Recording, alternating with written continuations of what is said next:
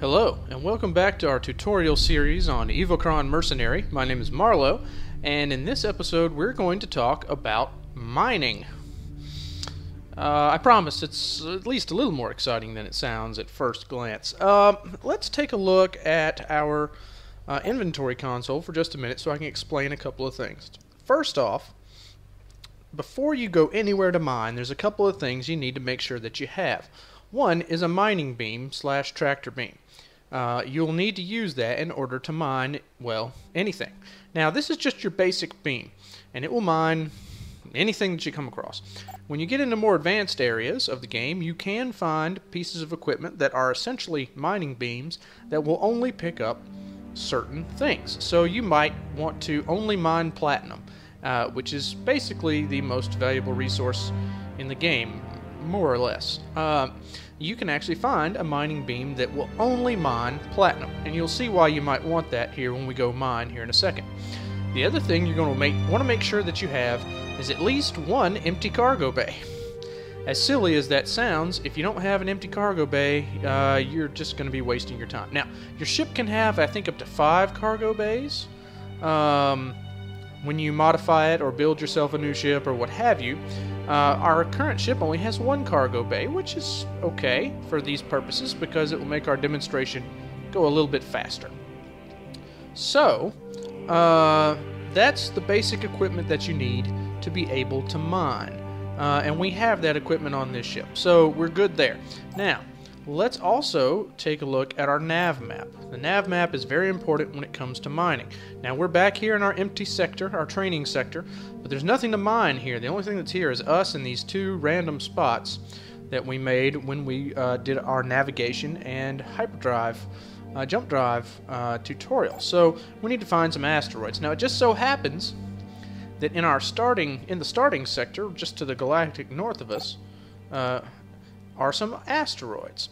So here's what I would advise you to do the first time you approach a group of asteroids. Now, let me zoom in on the map just in case it's not terribly visible on YouTube. But this small collection of jagged objects is an asteroid field. An asteroid field will always look just like this on your nav map. So I would set your waypoint close. I wouldn't set it in the asteroids because unlike the space station, which has a very forgiving collision model, the asteroids collision model is not as forgiving, and if you run into an asteroid at any kind of speed, there's a very good chance that you'll be very, very dead and looking at the reload a save game screen. So my advice to you would be to set your nav point just off of the asteroids to give yourself room to slow down and to maneuver so that you approach the asteroid safely. Why do I say this? Because in order to mine something, you actually have to be pretty close to the thing that you're mining. So asteroids are what we're talking about right now. There are other things that you can mine, but we'll talk about that in a little bit. So let's alright, we set our waypoint, so let's get out of this map and get out of here, and you'll notice that right now I'm at a dead stop. It's okay to have a little momentum, to be moving a little bit when you make a jump towards an asteroid field, but if you've never jumped to a particular asteroid field before, it might be better to do it from a dead stop just for the sake of not running into anything nasty, like the asteroids. So we're at a dead stop. We're going to hit F2 to engage our jump engines and take us to the nav point that we just set. So, just like we did before in previous videos, it's really, really easy, of course. Now, our IDS will gradually bring us to a stop. Now, right ahead of us is the moon of the planet Sapphire, and over here are the asteroids. Now, as you can see, we're still pretty far away from them. You can't even see the asteroids at this point. All you can see are the little targeting reticles that our ship's computer generates to indicate their positions and relative distances. Don't worry if you can't read the distances on YouTube. I can't read them on my computer screen at the moment either. I don't believe it's intended that you can read them from this distance. So we're still a little distance away, even though on the nav map it looks like we're very close. That's because space is big. So, but don't worry, you don't have to do this every time. What we're going to do is we're going to find a convenient asteroid, and we're going to set a nav point pretty close to it, so that when we make successive trips, you know, it's much easier. Now, here's an asteroid right here that appears to be on the edge of the field. So we're going to pick this asteroid, and we're going to get closer to it, and you can see the little number. I hope you can see the little number on the bottom of the targeting reticle, decreasing, indicating our decreasing distance to the asteroid. Now, I'm actually going to engage the IDS right here and bring the ship to a halt, and if you need to, you can always use the ship's thrusters to help stop yourself. And wow, okay, I didn't think I was going to do it quite that perfectly. Here's what I'm going to do.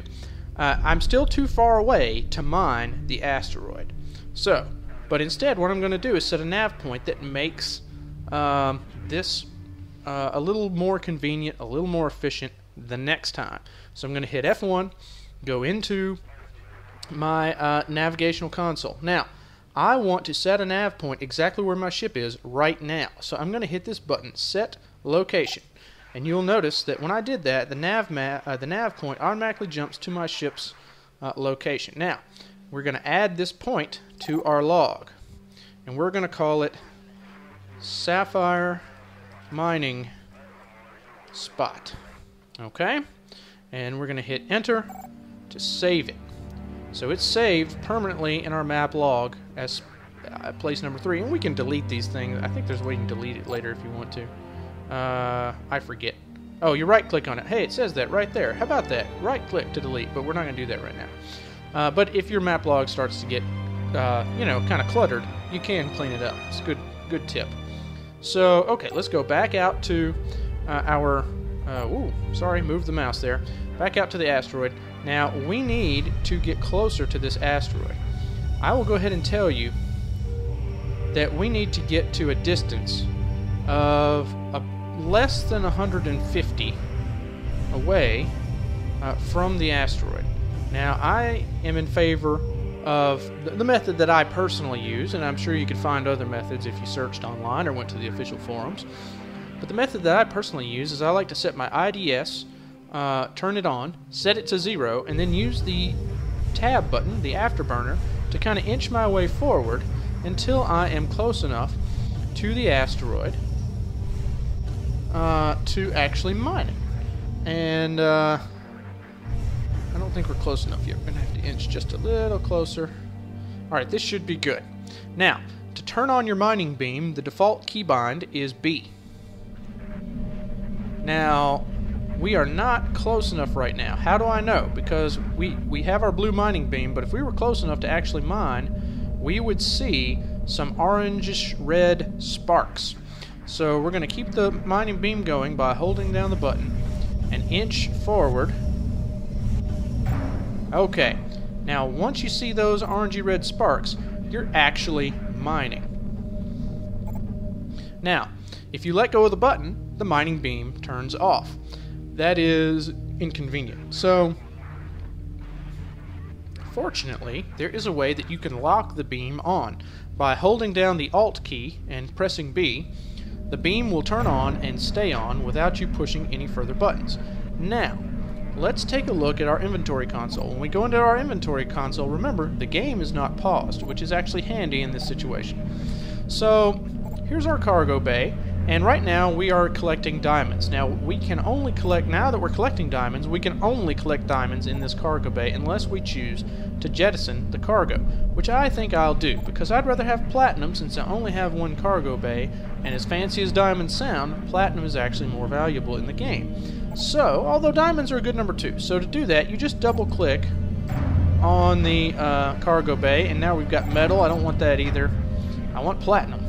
So I'm going to do this until platinum shows up. Now once platinum shows up, I don't have to worry about it. The bay will only collect platinum. And boy, of course since I'm recording this, we're just not getting any. Isn't that always the way? And you don't have to worry. The asteroids will respawn. They won't run out of resources. Okay, now we've got platinum, so you don't have to worry that you're wasting things or anything like that. So now, as the beam mines, you'll hear a little sound every time it collects a piece of platinum. Let's listen for it.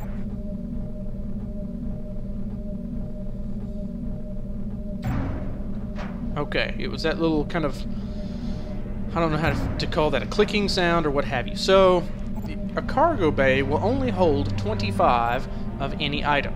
So, you'll notice over here in the, let me turn off the inventory console so maybe you can see it. In the, you'll notice over, excuse me, I've forgotten my controls.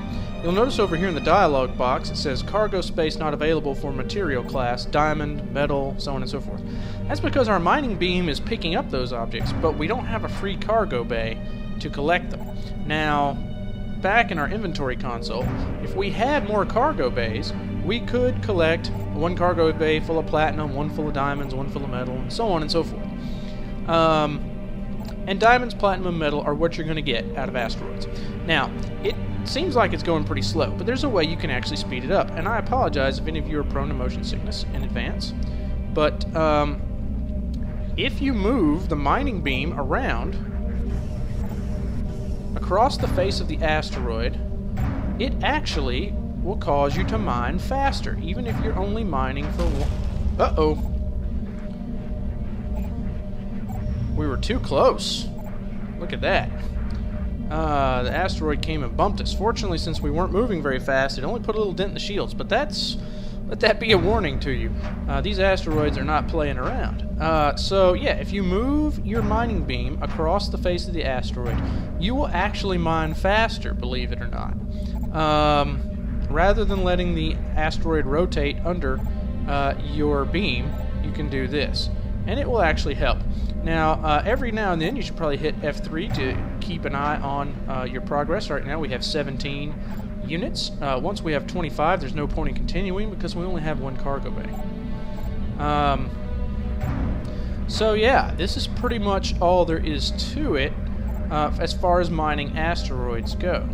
So, we will fill up our cargo bay here. We have 18 at the moment. I don't know why I just checked that again.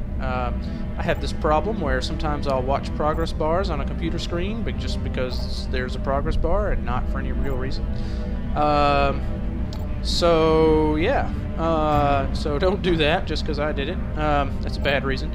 But we're just going to continue mining the asteroid, and it takes a while because we're only collecting one material. You can see the dialog box here filling up with all the stuff that we can't actually collect in our cargo hold. So really, if you're going to mine, I would recommend having more than one cargo bay.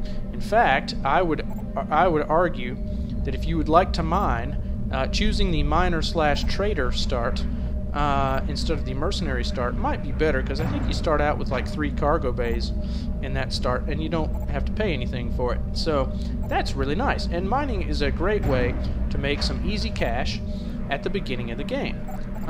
It's not necessarily the most exciting way. We're up to 23 platinum now, so we only need 2 more. There's 1 and there's 2. So let's check our cargo bay.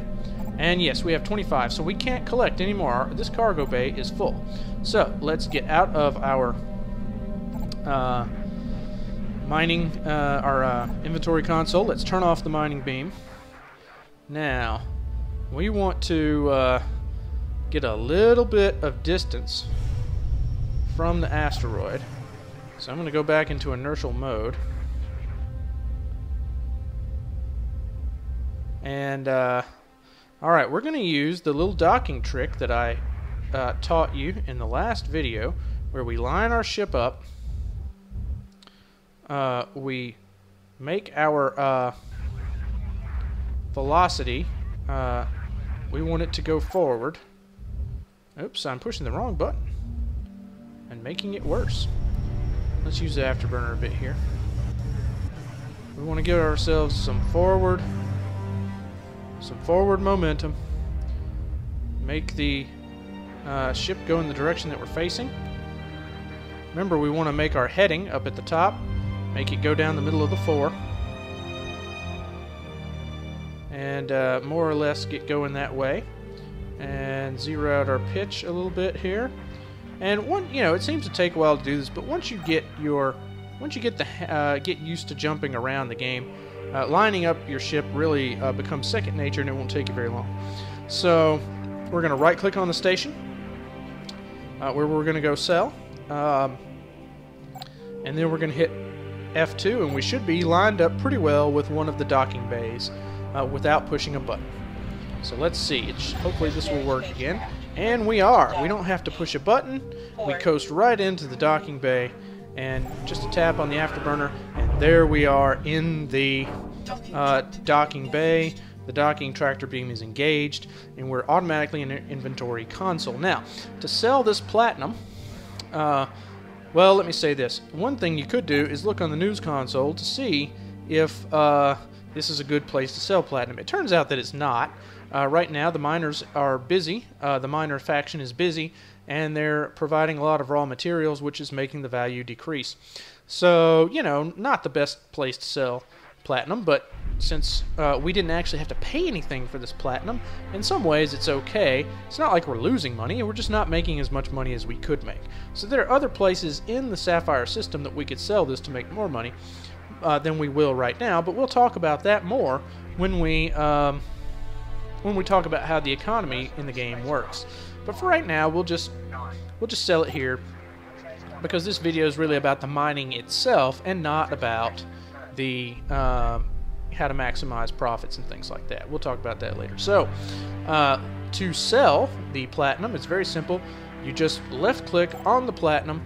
It will tell you, ask you to confirm the sale, so you do have a chance to back out if you didn't mean to click on it. Sell platinum 25, so 25 units of it for a total of 39,025 credits. We're going to hit OK because we need the money. Alright, so now we had 19,000 credits, now we got 58,000 credits. So imagine if we had 3 or 4 cargo bays, and you do this a few times, and you can start to get some money going to help yourself upgrade your equipment, upgrade your ship configuration and design, and make sure you always have enough money not to run out of gas. So we're going to refuel our ship, just because I'm a little OCD about that, even though we're not really down much fuel. Now, okay, I'm going to show you what we did to, why we set that waypoint where we did. Because remember, the first time we had to maneuver ourselves into position manually after we jumped to where the near where the asteroid field was. So we're going to get a little distance from the space station here so that we're not in the way when we dock. And now I'm going to engage the IDS, which will bring us to a halt because I have the IDS set to 0, and I like to use the space bar as essentially a brake. Oh, look, over here there's a capital ship. That's fun. You can't fly capital ships in this game. Sorry. Now, to get back to our mining spot very quickly, we hit F1. We come over here to our mining spot with our cursor. You right-click the mining spot, and you hit F1 again to get away, and my speed is set to 0 so that we don't accidentally run into an asteroid when we come out of the jump. So now we just hit the F2 button to jump our ship, and we should come out approximately, very close to the asteroid. So you might want to set it a little bit farther away than I did. I may have set it a little too close. But, as you can see, now I'm right back at the asteroid. I can tab forward a couple of times, turn on my mining beam, and inch forward, and I'm mining already with very little maneuvering once I get to where the asteroids are. So once you set up yourself a permanent nav spot in your map, you log your map, then you're set. You're good to go, and you can make this run pretty efficient. Another thing that you can do to to make this a little bit more efficient is you can actually prime your cargo bays. So let's say we had 3 cargo bays. What we could do is when we sold the stuff that we mined, we could sell, instead of selling 25 units, we could sell 24. It's going to be a little bit less money, but it leaves 1 unit of cargo in the cargo bay, and you use a shift-click command to do that. It's listed in the controls in the options menu. Now, once you do that, your cargo bays are essentially primed. So let's say that the first cargo bay had 1 unit of platinum in it, the second cargo bay had 1 unit of diamonds in it, and the third cargo bay had 1 unit of metal in it. Well, when you get to the asteroid and you start mining, those materials will start to flow directly into the cargo bays that they should go into based on where the 1 unit is already, automatically without you doing anything. And you don't have to worry about jettisoning cargo that you don't want. So you could have 4 or 5 cargo bays that each have 1 platinum in it and only mine platinum if that's what you want to do. So yeah, this is basically the mining system. It doesn't take very long. It's not the most exciting thing, but it can be very relaxing. I find it to be relaxing after a hard day at work. Come home and mine an asteroid or 2 for, an hour or so, and I just with maybe an adult beverage at my elbow, yeah, it's pretty peaceful in a system like Sapphire where nobody's going to blow you up. So, a good way to make money early on. Now, there are other materials that you can mine. Let's see what they are. Let's go back into our news console, our inventory console, and go to the news console. Now, because we're still close to the planet Sapphire and the trade station over Sapphire, we're still going to be getting the news, essentially, from Sapphire. If we were much farther away, we'd probably get the news from another system. But in some ways, it doesn't matter. The mineable materials are pretty much always are what they are. And it's anything that you might expect. Raw materials, diamonds, metal, platinum, of course, water can be mined, gold can be mined, oxygen can be mined, all your raw materials. Hydrogen can be mined. Okay, so where do you do this? Well, hydrogen, the best place to get that is from a nebula. If you just fly around in a nebula with your mining beam on, you should collect hydrogen. It may take a little while, but you'll collect hydrogen. If you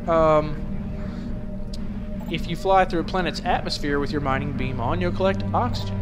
You can use your mining beam on the surface of a planet while you're still in your ship, and you can collect materials that way. So there are things that are mineable other than asteroids. It's just that asteroids were the easiest to use for this demonstration and to show you how it works. But the only tip I would give you about nebulas is that you can't, if you're too far into a nebula, your jump drive won't work until you get back out. So I would advise you to be careful about that.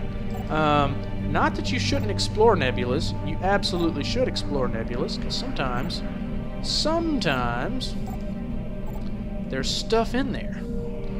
For example, there's a nebula in this system. You can see that there's a station in there. So, it might be worth exploring. There's also some asteroids there and a jump gate. It could be worth exploring, but just so you know, jump gates aren't going to work deep inside a nebula. You got to work your way back out. So if you're trying to mine a nebula, it might be more efficient to set yourself a nav point somewhere right here, on the peripheral of the nebula, so that you can still easily use your jump engines when you're ready to return somewhere to sell the hydrogen that you have mined. So I hope this tutorial has made mining a bit more clear, not that it's a terribly mysterious process, but hopefully demystified it just a bit and shown you a nice way that you can make some money starting out in this game. It's not crazy money, it's not silly money, it's not buy yourself an NBA team in Chicago money, but it's money to get yourself started, to start upgrading your ship, to start redesigning your ship, and to make your ship into the ship that you want to explore the Evochron sector. So, next time when we come back, we will talk about the trading in this game and the economy system, which I find personally to be fascinating. It's a little bit different than other space sims that you might be used to, but I think it's really well done and creates some interesting opportunities for a player who's paying attention. So in the next episode, I'll give you some tips on how you can do just that. Until then, I hope you're doing well and continue to do well, and I'll see you in the next one.